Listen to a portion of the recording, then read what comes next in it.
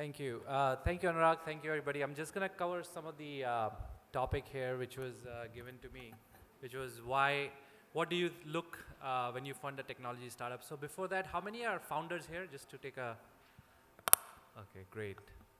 Welcome. And rest are investors? Seems like 50-50 divided kind of audience. But anyways, so some of you are anyways, you know, good investors and founders. So I'm just going to, and I'm talking this more from the perspective of Fosun, as we have been looking at the market. And I think for any investor, it is important that they come into a market which is pretty large. And India offers some very exciting opportunities now and going forward as well. So these are some of the stats that you might be familiar with. We're already going to be the third largest economy by 2025, and with a large base of internet. And that's why there is so much noise about tech and internet companies, because soon enough we already have 500 million people online. Transacting users are still less, but they're growing massively. And also I think India and China will emerge as possibly, you know, winners out of this Asian market as the biggest markets. And we'll probably leave behind US, and it's already happening in China with, you know, you just covered AI and ML, you see a lot of that, autonomous cars, etc. So moving forward, why is that? Is because India has cheapest mobile data. This might, you know, change now that Jio is starting to charge money. But sooner or later, it might go up, but we still have that advantage for now. India is a new startup capital. This is not a, you know, a thought anymore. It is a reality. We have more than 100 plus VCs. In 2010, when I started investing in India, I was, you know, actively 20 or 25. So that has changed. 1,000 rounds are being funded. Almost 14.5 billion was raised in 2019. All the, Jeff Bezos was here last week. And you see all the PR and the importance he's giving to India, which tells you every leader who runs a large internet company is looking at India very, very carefully. Also, the speed of getting to unicorns is actually reducing. If you see in 2017, we had almost, 2019, sorry, we had, almost 18 unicorns or 25 unicorns that new unicorns that came into existence. Also for Swiggy, it took less than 3.5 years to get to a unicorn. So the cycle to unicorn is reducing. I mean, some of the earlier companies, Make My Trip, took a long time to get there. But since the market has matured, you can start a company and really create a lot of wealth for yourself and also serve really good products. So this acceleration is helping for the new talent to jump into the new economy and start their own enterprise. So what do we look for? We, as investors, we are always looking for largely the underserved segments of the economy. So I'm going to talk about a couple of them just as examples. For example, e-commerce. E-commerce by any means is not done in India. We are just getting started. So if you want to start an e-commerce venture, it's not too late. Flipkart and Amazon might be there, but you can still create a lot of niche. I'm going to talk about it. For example, if you can see, the China market is still far ahead of us. Similarly, US is at 517 billion, China is 1 trillion, and we are at 50 billion e-commerce market. So it's still very tiny. If you take a look, PDD, which is Pinduoduo, which is a social selling platform in China. PDD actually does 68 billion. This is one company doing 68 billion GMV. Alibaba does 850 billion. And our whole economy, e-commerce put together is still smaller, right? So you see there is a lot of scope for us to actually launch new products and get acceptability into market. So there's a huge room. Obviously, GDP per capita comes into account. Economy comes into account, but what I'm trying to showcase here is that one company is actually 1.3x size of total e-commerce of GMV. So we are still pretty small and just early in the game. And if you look at India, it is quite promising. Just looking at e-commerce, there are verticals which have been created. It's almost like, many parallel trains are running. So we have the first generation e-commerce companies like Flipkart, Amazon, Snapdeal. And then we have seen the new generation e-commerce companies such as social e-commerce building up very nicely. So for example, Meesho is a great success story out of that, which is using the power of WhatsApp to do social selling, and everybody can become an entrepreneur sitting in their house. So this market is going to grow from 50 billion to 200 billion. I don't know where else, if you were even a early stage investor, where else can you play if not in e-commerce? So I think e-commerce is not done. There's Nykaa, which is close to becoming a unicorn. Big Basket is already there. PharmEasy is doing really well.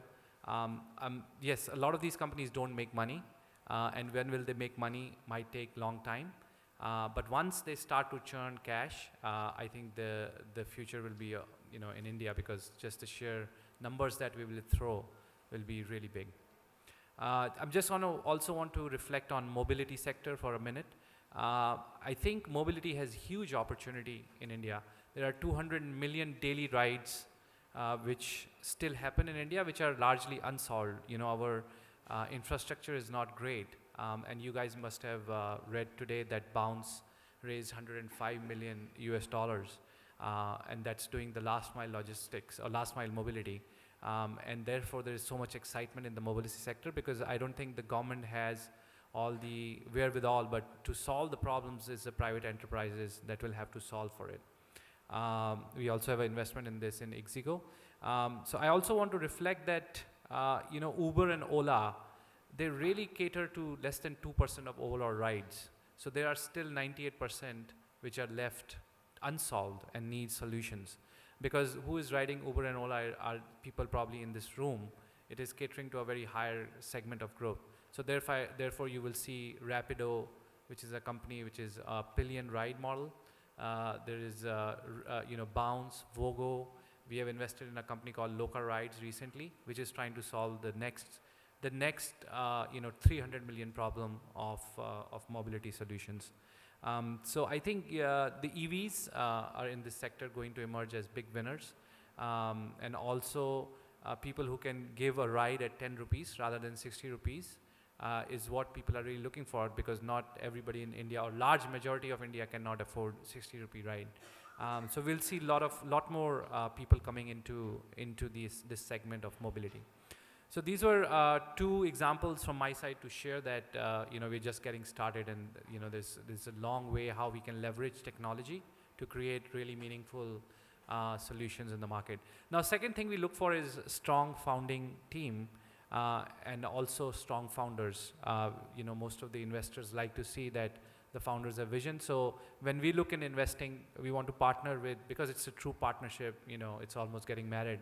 And we want to work with individuals who have the vision, who are seeing something we are not seeing. So here are some of the qualities which I could, because we at Naspers I invested in Flipkart, and at Fosun I invested in Delivery. And when I look at both of these founders, I do find them to have obviously very high EQ, but also very high IQ, but also EQ is equally important. How do you grow your team? Because after a certain point, once you have proved them all, I think Sanjeev is going to cover 0 to 1 journey. After that, it's about scale, and scale comes with team. And it's very important that you have high EQ so you can, grow your organization together. Obviously, young and energetic is important, because, doing businesses in India, as you all know, is not easy. So you need a lot of energy, a lot of long hours, a lot of dedication. Also, we need to, they should have power to build world-class team, and I think Sahil and also Binny and Sachin had this capability of, bringing in the right people at the right time to build a very, very solid world-class team. And also sometimes, they see what, you and I cannot see, and that's what is, I always try to invest into an entrepreneur from whom I can learn, and who knows about his particular industry and has deep knowledge, because that sets him apart, and he's looking at something which I'm not seeing. I'd also want to stress upon ability to raise money. Without raising money, you can't build big businesses. So you need in your co-founding team somebody who has ability to raise money. If you don't, then it'll be very hard for you to scale, especially in this competitive environment. So if you don't have one, please try to get somebody in your team who has ability to raise money. Third, when we think about investing, we look at either disruptive products, disruptive business models, or disruptive technologies. It's not that, earlier the taxis did not exist. They were always there. But when Uber came, they came with a product which was so easy to use that made sense for everybody in the ecosystem. And that's why they scaled so fast. So there are a few examples. Again, taking example of a disruptive business model is delivery, because delivery doesn't really own any of its infrastructure. They don't have trucks on their platform. But what they have done is, using technology, created a very solid network which actually used technology as a layer. So you can ship a box from Delhi to Madurai in the best possible network and the most cheapest price. And that's why they were able to grow. So it's almost like what AWS did. Similarly, if you look at Kisht, which is one of our other portfolio companies, which they have come up with a disruptive technology of assessing you, not by just using your credit score, but also by using your social scores. For example, your LinkedIn, they get feeds into your, where you spend money. Based on that, they can make a decision within 30 seconds whether to lend you money or not.